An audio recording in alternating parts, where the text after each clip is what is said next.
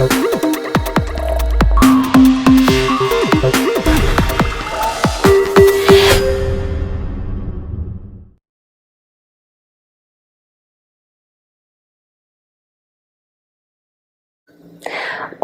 pessoal, eu sou a professora Ana Zadra e a gente vai trabalhar na aula de hoje o processo legislativo.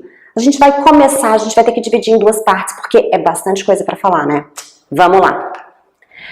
A primeira coisa que a gente precisa entender é que o processo legislativo, ele é uma consequência, ele é uma exteriorização da função legislativa, da função legiferante do poder legislativo. Como a gente sabe, todos os poderes possuem funções típicas e atípicas, e essa é uma função típica do poder legislativo.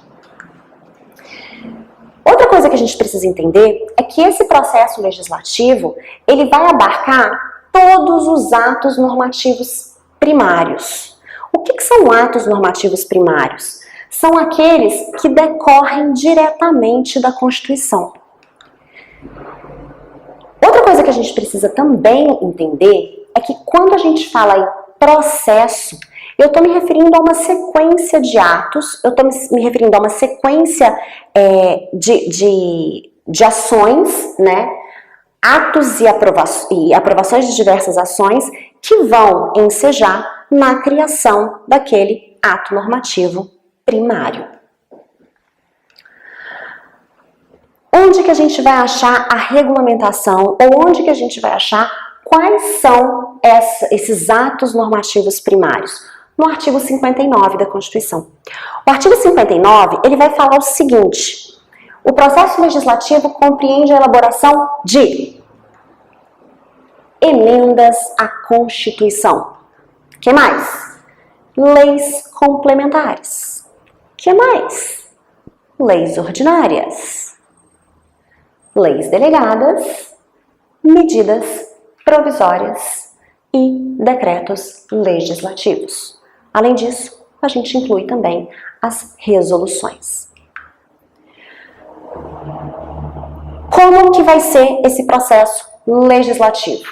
Lei complementar disporá sobre a elaboração, redação, alteração e consolidação das leis. Como que a gente tem e qual é o processo hoje para respeitar, né, ou para reger esse processo legislativo? Bom, a primeira coisa que a gente vai estudar é o processo legislativo ordinário. E antes de entrar nele, que se a gente entender as regras do processo legislativo ordinário, a gente consegue entender muito facilmente as outras formas, as formas especiais, é que qualquer violação a esse processo legislativo gera nulidade. Quando a gente fala de inconstitucionalidade, a gente tem inconstitucionalidades materiais e inconstitucionalidades formais. As inconstitucionalidades materiais é quando o conteúdo da norma contraria a Constituição. E a inconstitucionalidade formal é quando há um vício no processo. E é exatamente esse processo que a gente vai estudar. Nulidade. Ele não é anulado, ele é nulo, caso haja ou se constate a existência desse vício. A outra coisa, essa violação não é passível de convalidação. Vou dar um exemplo para vocês de forma muito clara. Existem algumas matérias, quando a gente for falar da fase de iniciativa, vocês vão entender, que são de competência privativa do presidente da República. Ninguém mais pode propor, só o presidente da República.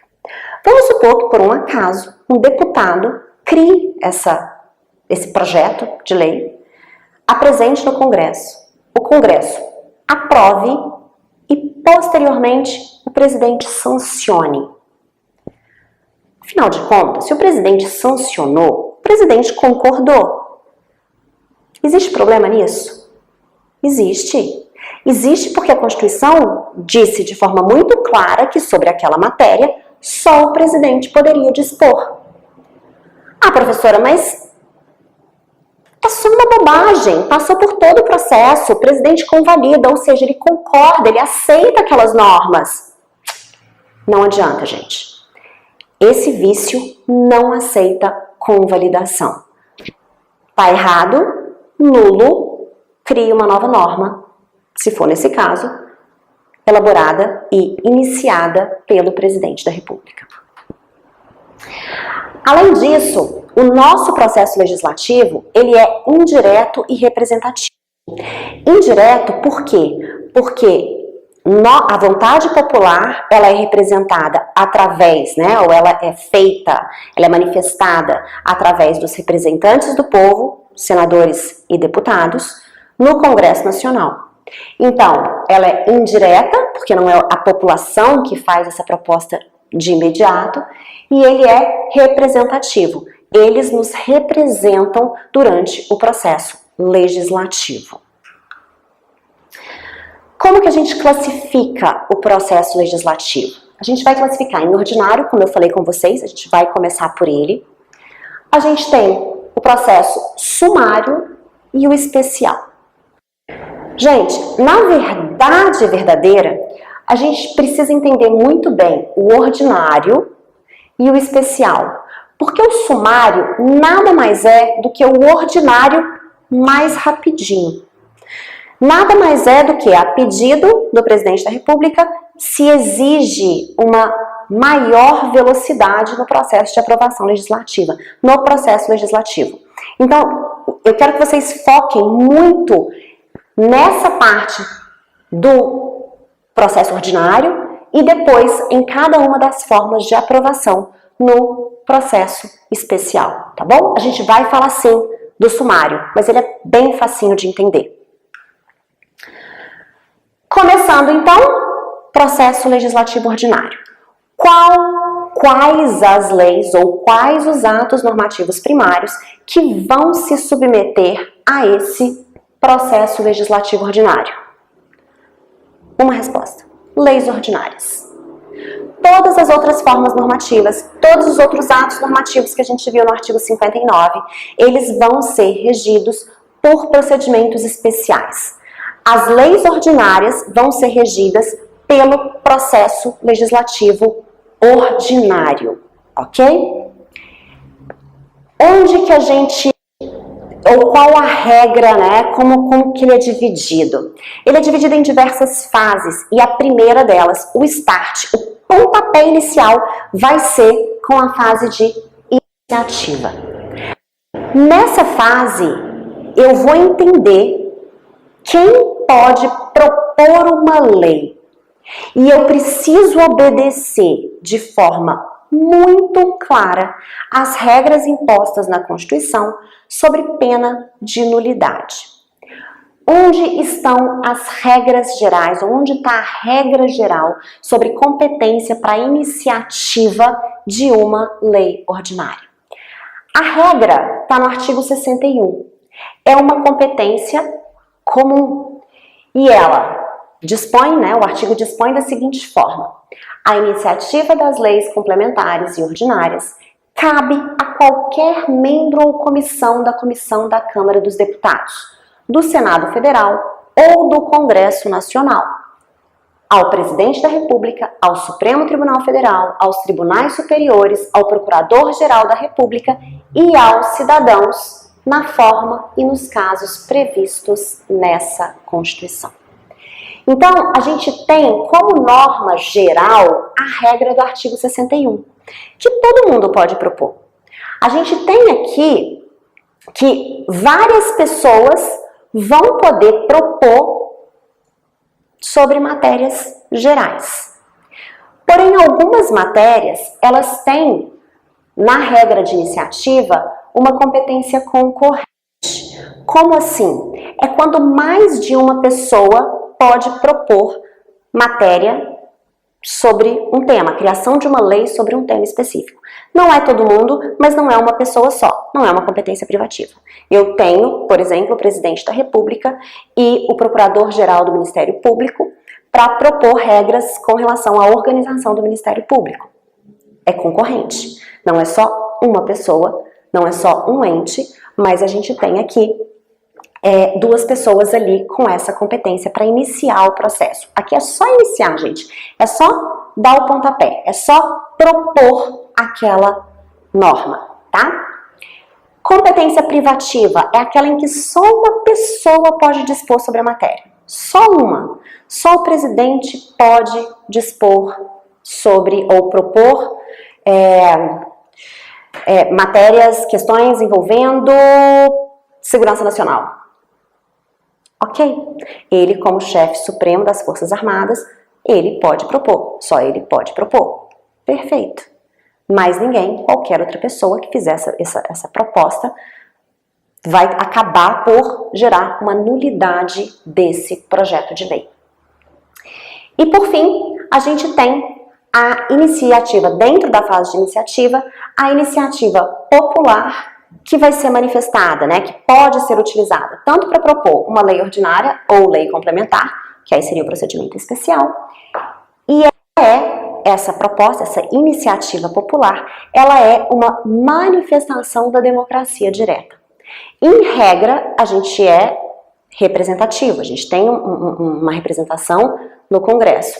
Só que através da lei popular, eu permito a criação, a proposta de leis feitas diretamente pela população. Mas presta bastante atenção. Quais são, né? A gente vai ver um pouquinho mais pra frente, as regras para essa lei de iniciativa popular. O presidente da República é obrigado a promulgar? O Congresso pode alterar? Pode emendar? Ou do jeito que a população mandou, por ser uma manifestação popular, ela tem que ser respeitada? Espera aí que a gente já chega nesse ponto. Na fase de iniciativa privativa, que a gente também vai chamar de reservada ou exclusiva, como eu já disse para vocês, a gente tem normalmente só o presidente da República, só um ente legislando sobre aquela matéria. Mas vamos então falar da popular. Quais são os requisitos para a manifestação dessa democracia direta? O artigo 61, parágrafo 2º, ele traz assim: a iniciativa popular pode ser exercida pela apresentação à Câmara dos Deputados de projeto de lei subscrito por, no mínimo, 1% do eleitorado nacional, distribuído pelo menos por 5 estados, com não menos de 0,3% dos eleitores de cada um deles. Presta atenção aqui. Vamos lá. Pessoal, vocês lembram, e eu acho que é a lei de iniciativa popular mais comentada nos últimos tempos, a lei anticorrupção, né, que foi um projeto de lei que todo lugar que você ia no Brasil tinha lá uma listinha e pedia assinatura e pedia o CPF para tentar aprovar um projeto de lei que a Lava Jato, né, os membros da Lava Jato defendiam. Esse projeto de lei anticorrupção, ele conseguiu o número de assinaturas necessárias e presta atenção, a assinatura tem que ser no papel. A assinatura eletrônica que você recebe, me mandaram uma petição para eu assinar, fui lá e coloquei meus dados, meu nome, meu CPF e meu e-mail. Não funciona, tá? Não serve, é no papel mesmo. O que essa lei precisou, esse projeto de lei precisou juntar, qual a força que ele precisou ter para ser levado para o Congresso? Ele precisou comprovar 1% do eleitorado nacional. 1% do eleitorado do país inteiro. Como que eu comprovo isso? Assinatura e título de eleitor. São os dados que eu preciso colocar quando eu vou assinar uma petição pedindo que um projeto, né, de ação popular, de lei popular seja levada, lei de iniciativa popular seja levada ao Congresso. Além disso, só isso aqui não basta. Para garantir que aquele projeto de lei ele vai efetivamente representar a população de todo o Estado brasileiro e não só um grupinho ou não só uma região, a Constituição trouxe a exigência de que essas assinaturas devam vir de pelo menos 5 estados da federação e em cada um desses estados eu preciso comprovar 0,3% do eleitorado de cada estado. Então eu não posso ter menos de 0,3% do eleitorado de nenhum dos 5 estados que estão envolvidos nesse projeto de lei de iniciativa popular, tá? Aí, respondendo aquela pergunta que eu fiz para vocês, qual que foi a grande crítica que todo mundo fez quando essa lei chegou no Congresso? Que ela foi desvirtuada. Como assim desvirtuada? Gente, a lei de iniciativa popular, ela tem a iniciativa da população. Só que quando ela passa para a fase de deliberação e votação, tudo pode acontecer com ela. Eles podem aceitar e aprovar e submeter ao Congresso exatamente como está. Ela pode sofrer emendas, ela pode sofrer vetos. E aí vamos supor que mesmo que desvirtuada, ela seja aprovada pelo Congresso e submetida ao presidente da República. O presidente da República é obrigado a sancionar? Não, ele não é obrigado. Só se ele quiser. Então, quando a gente fala de lei de iniciativa popular, eu não estou desmerecendo aqui, tá? Eu só estou trazendo para vocês as regras necessárias e as consequências. Por quê? Porque isso pode ser pergunta de prova. O Congresso pode alterar o projeto de iniciativa popular? Pode. Ah, isso não gera uma inconstitucionalidade? Porque, afinal de contas, a iniciativa é popular. Não, não gera. Eu não posso tirar do Poder Legislativo o poder de legislar. Então, por mais que eles não tenham provocado a criação da lei, eles podem fazer a alteração que eles quiserem. E eu também não posso impor ao presidente da República a obrigatoriedade de sancionar. Ah, professora, mas o Congresso pode derrubar o veto do presidente? Pode. Mas pode haver uma sanção tácita? Pode. Mas se o presidente resolver não sancionar, não tem o que fazer. Tá? Continuando.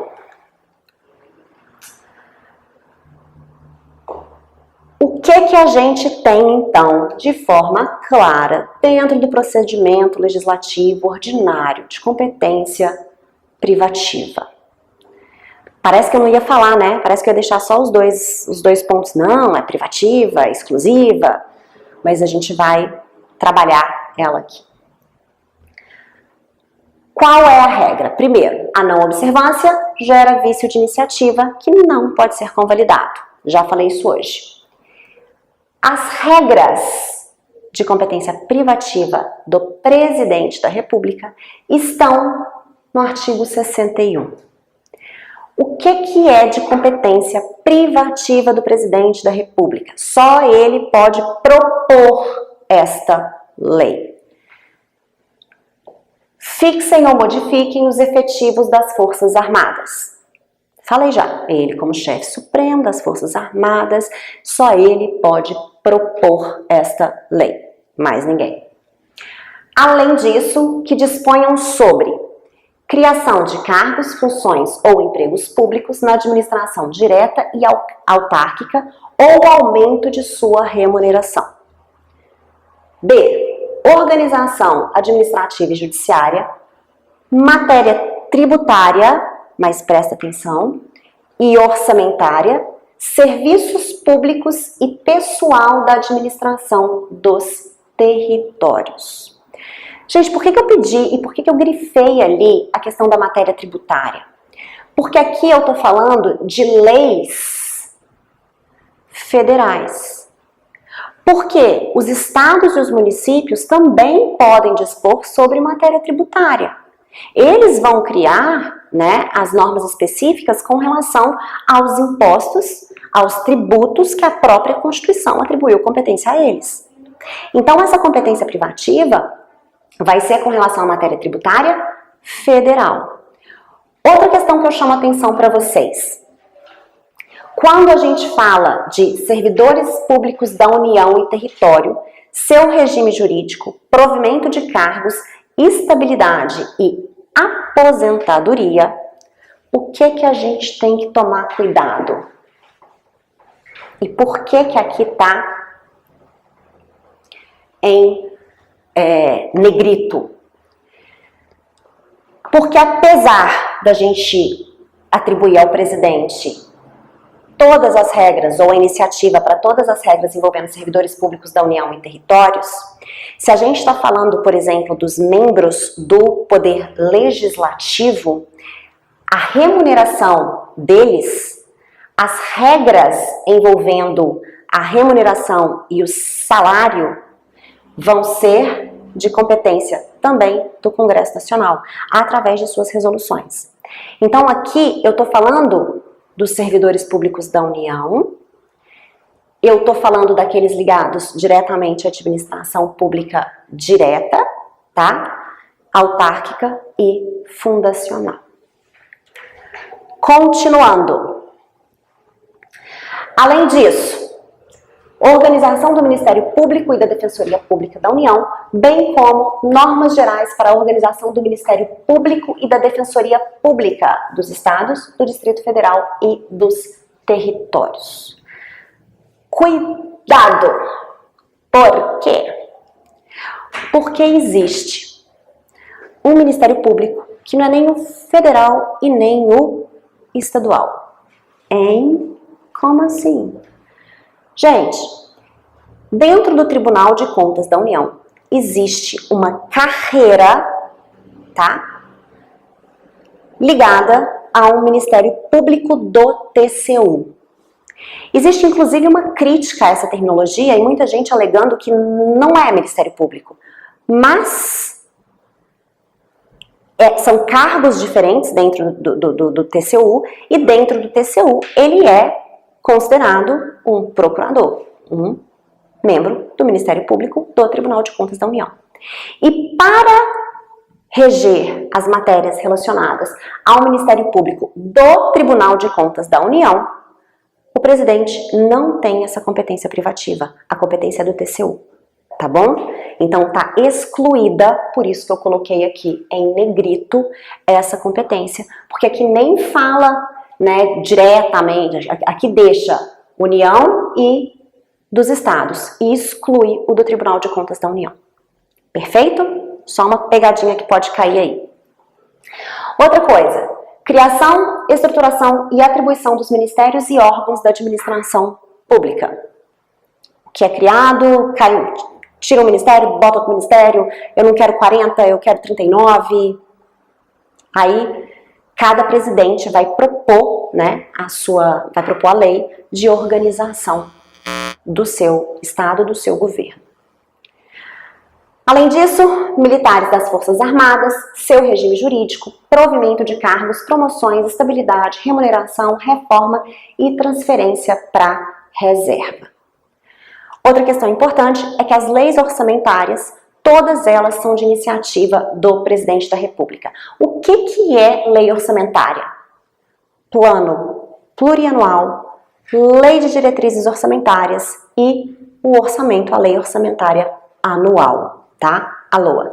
Essas três leis são de iniciativa do presidente da República. Uma coisa que se pergunta é o seguinte: eu posso, ou os estados são obrigados a replicar essas normas dentro da sua Constituição? Eu vou entender como as normas privativas, ou as matérias privativas do presidente da República, como matérias privativas dos governadores, no que couber? Sim, princípio da simetria, ele deve ser traduzido também nas constituições estaduais. Ok? Além disso, a gente tem outras competências privativas. E essas competências privativas, elas estão espalhadas na Constituição. Eu vou trazer algumas para vocês, tá? As que normalmente mais caem. Quais são elas? Primeiro, dos tribunais superiores. Lei complementar de iniciativa do Supremo Tribunal Federal disporá sobre o Estatuto da Magistratura, observados diversos princípios. Então, aqui a gente tem, no artigo 93, competência específica do Supremo Tribunal Federal para propor, para dar o pontapé inicial para o Estatuto da Magistratura. Além disso, o artigo 96 vem trazendo também competências privativas para os tribunais superiores legislar sobre alteração do número de membros, criação e extinção de cargos e fixação de vencimentos, vencimento de seus membros, juízes, inclusive dos tribunais inferiores, onde houver dos serviços auxiliares e dos juízos que lhe forem vinculados.